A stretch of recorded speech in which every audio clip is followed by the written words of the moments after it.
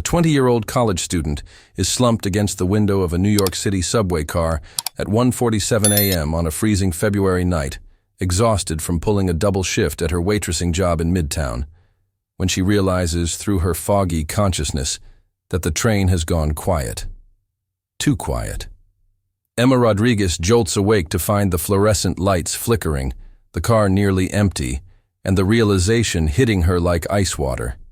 She's missed her stop. Way missed it. The train is at the end of the line, somewhere deep in the outer reaches of Brooklyn she's never been. And when she looks around with rising panic, she sees she's not alone. 3 men are scattered across the car, one leaning against the door at the far end, one sitting with his hood up 3 rows ahead, one standing near the middle blocking the exit. And they're all looking at her. Not the casual glance of fellow late-night commuters.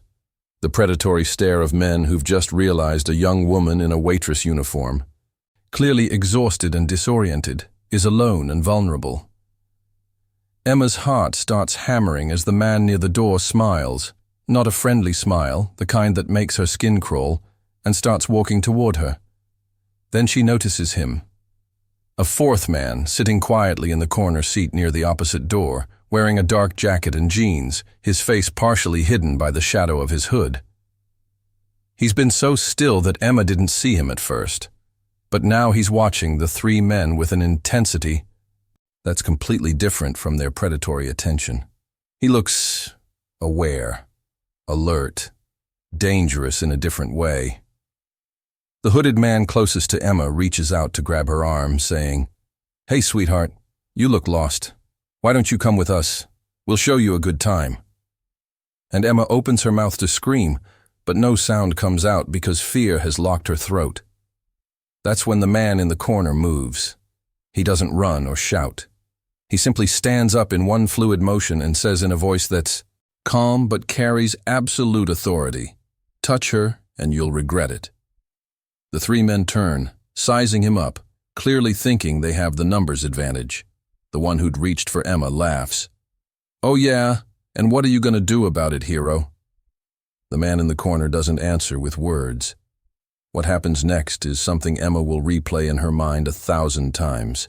The way he moves like water, fast and precise, putting himself between Emma and the 3 thugs. The way he handles all 3 of them in less than 30 seconds with moves that look choreographed but are brutally effective. And the way he looks at her afterward, checking if she's okay with eyes that are somehow both fierce and gentle, while the 3 men are groaning on the floor behind him. This story has a rescue that seems impossible but happens anyway. A 20-year-old waitress named Emma, who's been working herself to exhaustion putting herself through NYU while living in a tiny apartment in Queens. A man who introduces himself as Alex and insists on making sure she gets home safely. The train ride back to civilization where Emma is shaking so hard from adrenaline and fear that she can barely speak. Alex's quiet presence beside her that's somehow both protective and comforting without being overbearing. His insistence on walking her to her apartment building at 3 a.m. even though he lives in the opposite direction. Emma's impulse, born from gratitude and something else she can't name yet, to ask him not to leave, to please come inside for coffee or water, or just to sit for a minute. The moment when they're sitting in her tiny studio apartment, and Emma really looks at his face for the first time. The shock of recognition, when she realizes she knows those eyes, and the whispered question that changes everything. Alex Morrison, from PS 142. Because this man who just saved her life is the boy she knew in 4th grade, her first real friend, the kid who moved away when they were 10. And she never saw again, and now he's back in her life in the most dramatic way possible. What happens when the boy who defended you on the playground 20 years ago saves you on a subway at 1 a.m. and you realize fairy tales can happen in the most unexpected ways? Subscribe now and hit that notification bell because YouTube only shows the ending of this story to our most engaged viewers. If you're not subscribed, you might miss how this terrifying subway encounter becomes the love story neither of them saw coming. Drop a comment telling us where in the world you're watching from because we love connecting with our global community over these incredible stories about fate, protection, and childhood connections. Don't miss what happens when a defenseless college student meets her childhood friend again in the most cinematic rescue imaginable. Emma Rodriguez had made exactly 3 mistakes that led to the worst, and somehow also the best night of her life. Mistake number 1. Taking the double shift at Sullivan's Diner in Midtown, even though she was already exhausted from midterm exams at NYU. Mistake number 2. Staying an extra hour to help the closing crew because Maria, the other waitress, had to leave early for a family emergency. Mistake number 3. Being so tired that she fell asleep on the 2 train heading home to Queens at 1:30 a.m. Emma woke up to silence, the kind of silence that doesn't exist on New York City subways unless something is very wrong. Her eyes fluttered open, and she registered several things at once. The fluorescent lights were flickering in that horror movie way that made everything look surreal. The train had stopped moving, and the car was almost empty. Almost. She jolted fully awake, her heart immediately starting to race as she took in her surroundings. She was slumped against the window at the far end of the car, her NYU backpack beside her, her waitress uniform still smelling like coffee and bacon grease. Outside the grimy windows, she could see a station platform she didn't recognize, definitely not her stop in Astoria. The digital sign above the door read, "Last stop, Flatbush Ave." She'd ridden the train all the way to the end of the line in Brooklyn. She'd never been to this part of Brooklyn. And it was almost 2 a.m. "Shit," Emma whispered, grabbing her backpack and standing up quickly, her legs stiff from sleeping in an awkward position. That's when she noticed she wasn't alone. 3 men were scattered across the subway car. One was leaning against the door at the far end, tall, maybe mid-30s, wearing a stained jacket and a baseball cap pulled low. One was sitting 3 rows ahead of her, hood up, face hidden, but his posture was alert, watching. The third was standing near the middle door, blocking the most obvious exit route, arms crossed, and they were all looking at her, not the casual glance of fellow late-night commuters waiting for the train to turn around. The focused, predatory stare of men who had just realized a young woman, alone, clearly exhausted, dressed in a way that advertised she worked a service job, was vulnerable. Emma felt ice flood through her veins. She'd lived in New York her whole life. She knew the rules. Don't make eye contact. Don't show fear. Don't appear weak. But her hands were shaking as she clutched her backpack. The man by the middle door smiled. It wasn't a friendly smile. It was the kind of smile that made Emma's skin crawl. "Hey, sweetheart," he called. Out, his voice echoing in the empty car. "You look lost. Rough neighborhood for a girl like you to be wandering around at this time of night." Emma didn't respond. She calculated her options. The nearest door was about 15 feet away, but he was standing right there. The door at the far end where the tall man was leaning was maybe 30 feet. Too far. "We could give you a ride," the hooded man said, standing up from his seat. "Make sure you get home safe." He was between her and the middle door now. They were spreading out, surrounding her. Emma opened her mouth to scream, but no sound came out. Fear had locked her throat completely. That's when she noticed the 4th man. He'd been so still, so quiet, that Emma hadn't seen him when she first looked around the car. He was sitting in the corner seat near the opposite door, wearing a dark jacket and jeans, his face partially hidden by a hood. But unlike the other men, he wasn't looking at Emma. He was looking at them. And his posture had changed from relaxed to coiled, like a spring under tension. The man near the middle door took a step toward Emma, reaching out. "Come on, don't be shy. Touch her and you'll regret it." The voice came from the corner, calm but carrying absolute authority. The kind of voice that made people stop what they were doing and pay attention. All 3 men turned to look at the man in the corner, who stood up in one fluid motion. He pushed back his hood, and Emma got her first real look at him.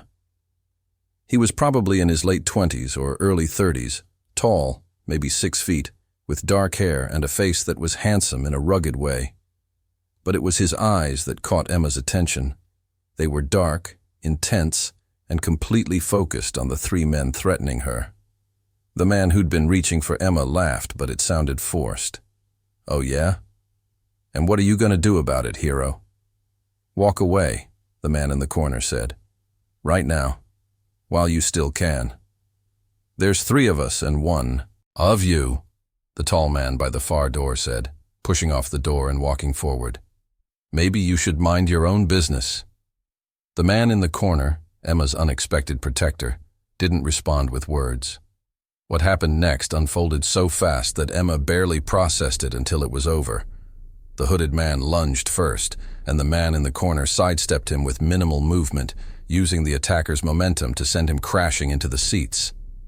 The middle door guy came next, throwing a punch that the man in the corner blocked effortlessly before countering with 2 quick strikes, one to the solar plexus that doubled him over, one to the jaw that sent him sprawling. The tall man pulled something from his jacket. Emma's heart froze, thinking it was a gun, but it was just a knife. And that's when things got scary. But the man in the corner didn't hesitate. He grabbed the knife hand, twisted it in a way that made the tall man scream, and within seconds had disarmed him and put him on the ground. The whole thing took maybe 30 seconds. 3 men, all bigger and clearly looking for trouble, were groaning on the floor of the subway car while the man in the corner stood there barely breathing hard. He turned to Emma, and his expression shifted completely, from the controlled violence of a moment ago to genuine concern. "Are you okay?" he asked, his voice gentle now. Emma tried to speak, but her throat was still locked. She managed a small nod, but her whole body was shaking. Adrenaline, fear, shock, all of it hitting at once. "The train's going to head back toward Manhattan in a few minutes," he said, keeping his distance, clearly not wanting to scare her more. "Can you make it to your stop, or do you need help?" Emma found her voice, though it came out as barely a whisper. I live in Queens, Astoria. I fell asleep and—" "You missed your stop, I figured." He nodded. "I'll ride with you. Make sure you get there safely."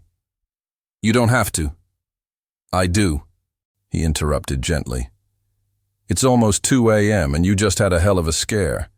I'm not leaving you alone on this train." The 3 men on the floor were starting to recover, groaning and moving. The man in the corner glanced at them, then back at Emma. "Come on," he said, gesturing to the opposite door, away from the thugs. "Let's move to a different car." Emma followed him on shaky legs, clutching her backpack like a lifeline. They moved through the connector into the next car, which was, completely empty. The man waited until Emma sat down before taking a seat across from her, close enough to protect her if needed, far enough to not be threatening. The train lurched into motion, heading back toward Manhattan. Emma stared at her hands, which were trembling violently. She tried to stop them, but couldn't.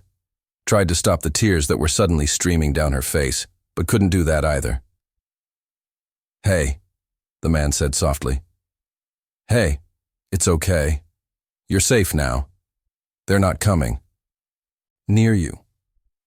"I'm sorry," Emma managed, wiping at her face with her sleeve. "I'm sorry, I'm not usually like this. You don't need to apologize. You just had 3 guys threatening you on an empty subway car in the middle of the night. Being scared is the appropriate response." Emma looked up at him through her tears, really looked at him for the first time. Dark eyes, strong jawline, a small scar above his left eyebrow. There was something familiar about his face, but she couldn't place it through the fog of adrenaline and fear. "Thank you," she said, her voice steadier now. For what you did. You didn't have to." "Of course I did. I wasn't going to sit there and watch them hurt you." He paused. "I'm Alex, by the way. Alex Morrison." Emma Rodriguez." She took a shaky breath. "Do you always...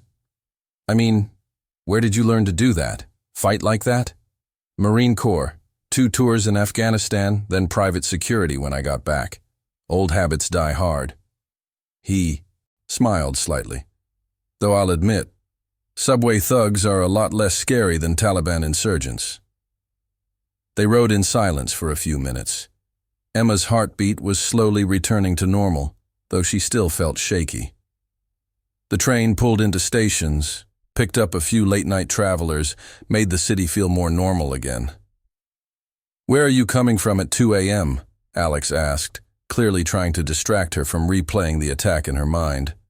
"Work. I'm a waitress at Sullivan's Diner in Midtown. I also go to NYU, junior year, studying education. I want to be a teacher." Emma found herself talking, the words spilling out.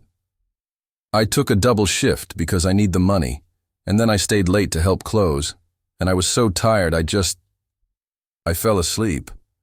I never fall asleep on the train. I know better." "Don't blame yourself, you were exhausted. It happens." Alex's voice was kind. "What are you studying to teach?" "Elementary school, 3rd or 4th grade probably. I love that age. They're old. Enough to actually learn, but young enough to still get excited about everything." Something flickered across Alex's face. 4th grade. That's a good age. The train pulled into the Astoria Boulevard station, Emma's stop, at 2:37 a.m. She stood up, slinging her backpack over her shoulder, and Alex stood too. "Thank you again," Emma said. "Really. I don't know what would have happened if you hadn't been there." "I know what would have happened, which is why I was glad I was there." Alex paused. "I'm going to walk you home. Make sure you get to your building safely." "You really don't have to—" "Emma." He met her eyes. "It's 2:30 in the morning and you just had a traumatic experience. I'm not letting you walk home alone. It's not up for debate." There was something in his tone, protective but not controlling, firm but kind, that made Emma nod. "Okay, thank you." They walked through the quiet Astoria streets. Emma's apartment was 6 blocks from the station, in a modest building with a bodega on the ground floor. The street was mostly empty except for a few people smoking outside a bar that was closing. "This is me," Emma said when they reached her building. A 5-story walk-up with a faded green awning. "4th floor." "Okay." Alex nodded. "Get inside safe. Lock your door." Emma stood there for a moment, keys in hand, not wanting this strange, surreal night to end. Not wanting this man who'd saved her to just walk away and disappear from her life. "Do you—" she started, then stopped. "Would you want to come up? For coffee or water or something? I know it's late, but I don't really want to be alone right now." Alex hesitated, clearly weighing his options. "You sure? It's been a rough night. You might just want to sleep." "I'm sure. Please. Just for a little while." "Okay, yeah, coffee sounds good." Emma's apartment was a tiny studio on the 4th floor, barely 400 square feet, with a kitchenette in one corner, a bed in another, a desk covered with textbooks, and a small couch that had seen better days. But it was clean and organized, with string lights along one wall and photos tacked up above her desk. "Sorry it's so small," Emma said, dropping her backpack and keys. "Rent in New York is insane." "Don't apologize. This is nice. You've made it a home." Alex stood in the doorway, clearly not wanting to intrude. "Sit," Emma insisted, gesturing to the couch. "I'll make coffee, or I have tea or water, or I think there's some juice in the fridge." "Coffee's perfect." Emma busied herself in the kitchenette, grateful for something to do with her hands. She could feel herself coming down from the adrenaline high, her whole body starting to ache with exhaustion.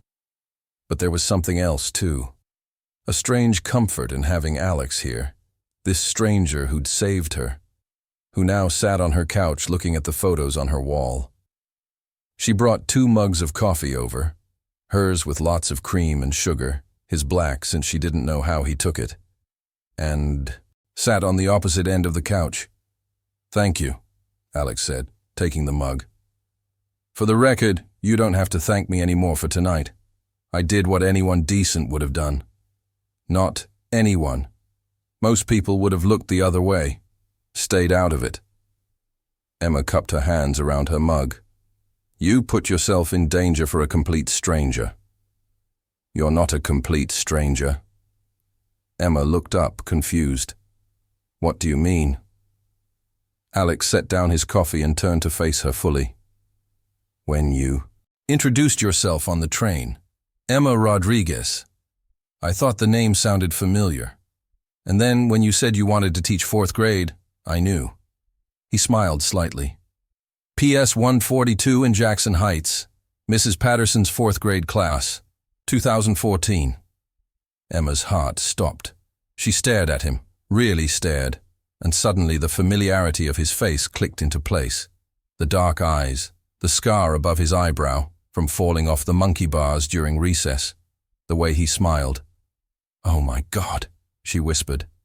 Alex Morrison, you moved away at the end of 4th grade. I remember your dad got a job in California and you left in June and She stopped, shocked. I cried for a week. I cried too, Alex admitted. You were my best friend, my only real friend, honestly. I was the weird military kid who moved every few years, and you were the first person who actually wanted to hang out with me. Emma set down her coffee, her hands shaking again, but for an entirely different reason now. You defended me when Tyler Richardson was bullying me about my glasses. You punched him and got suspended for 3 days. Worth it. He deserved it, Alex laughed. And you brought me homework the whole time I was suspended so I wouldn't fall behind. You sat with me every day at lunch even though the other kids thought I was trouble. You weren't trouble. You were kind and brave. And you listened when I talked about wanting to be a teacher someday. And you said you thought I'd be the best teacher ever. Emma felt tears welling up again, but happy tears this time. I can't believe it's you, after all these years. What are the chances? In a city of 8 million people? Pretty much impossible. Alex shook his head in wonder. But here we are. They talked for hours. Emma learned that Alex had moved back to New York 2 years ago after leaving the Marines, that he worked security for a tech company in Manhattan, that he'd never forgotten his 4th grade best friend, but had no idea how to find her. Alex learned that Emma had stayed in Queens her whole life, that she was working herself to exhaustion to pay for NYU because she didn't want student loans, that she'd thought about him over the years and wondered what happened to the boy who'd been her first real friend. At some point, Emma realized she'd moved closer to him on the couch. At some point, their knees were touching. At some point, Alex's hand found hers, their fingers interlacing, like it was the most natural thing in the world. This is crazy, Emma said softly. It was almost 5 a.m. now, the sky outside starting to lighten. You saved me on a subway and turn out to be my childhood best friend. This doesn't happen in real life. This is movie stuff. Best kind of crazy, though, Alex said. His thumb traced circles on the back of her hand. Emma, I know tonight was traumatic and intense and you're probably exhausted, but can I see you again? Tomorrow? Well, today, I guess. Tonight. Dinner. Let me take you to dinner. Like a date? Emma's heart was racing again, but in a good way this time. Exactly like a date. I spent 20 years wondering what happened to my best friend. Now I find you again and I don't want to let you disappear. Emma smiled, genuinely smiled, for the first time since waking up on that train. Yes, I'd like that. I'd really like that. Alex left at 5:30 a.m., promising to text her later about dinner plans. Emma watched from her window as he walked down the street toward the subway, and, even from 4 stories up, she could see he was smiling. She fell into bed exhausted but happy, her phone already showing a text from Alex. Made it to the train. No subway thugs this time. Get some sleep. Can't wait for tonight. 6 months later, Emma and Alex were inseparable. He'd officially become her boyfriend after their 3rd date, met her family after the 1st month. Her mother had cried when she heard the story of how they'd reconnected and had practically moved into her tiny studio. By month 3, they talked about everything. His time in the Marines and the things he'd seen that still haunted him sometimes. Her dreams of opening her own elementary school someday. The weird miracle of finding each other again after so many years. 1 year after that terrifying night on the subway, Alex took Emma back to that same train line, that same end-of-the-line station in Brooklyn. But this time they were together, safe. And when the train pulled into Flatbush Avenue, Alex got down on one knee in the empty car. "I know this is an unconventional place for a proposal," he said, pulling out a ring. "But this is where I found you again, where our story really started. Emma Rodriguez, you were my best friend when we were 10. You're my best friend now. Will you marry me?" Emma was crying, happy tears, as she said yes.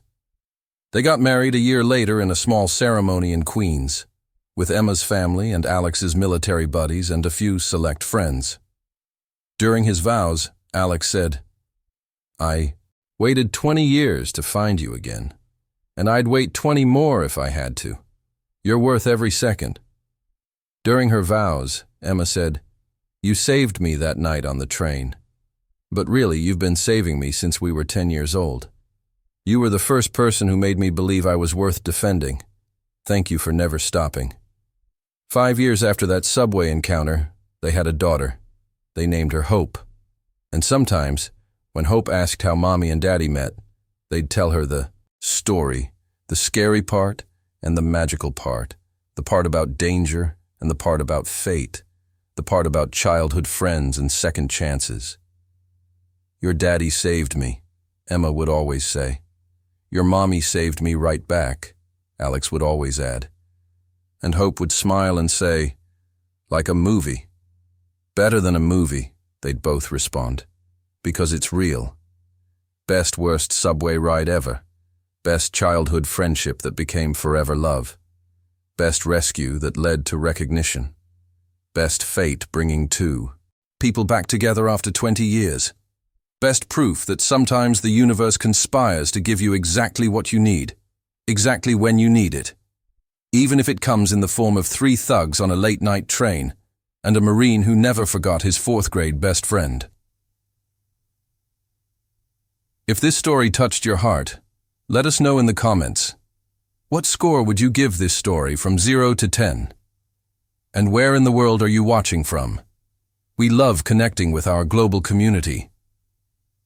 Share this with someone who needs to hear that falling asleep on the subway can lead to finding your soulmate, that childhood friends who defend you at 10 will save you again at 20, that Marines make excellent protectors and even better husbands, that sometimes the scariest nights lead to the best mornings, and that fate is real and works in mysterious ways. Subscribe if you believe in subway rescues, in childhood friends reuniting, in men who fight off 3 thugs without breaking a sweat, in coffee at 3 a.m. that turns into forever, in proposals on the same train where you first reconnected, and in the idea that sometimes the person who saved you once will keep saving you for the rest of your life.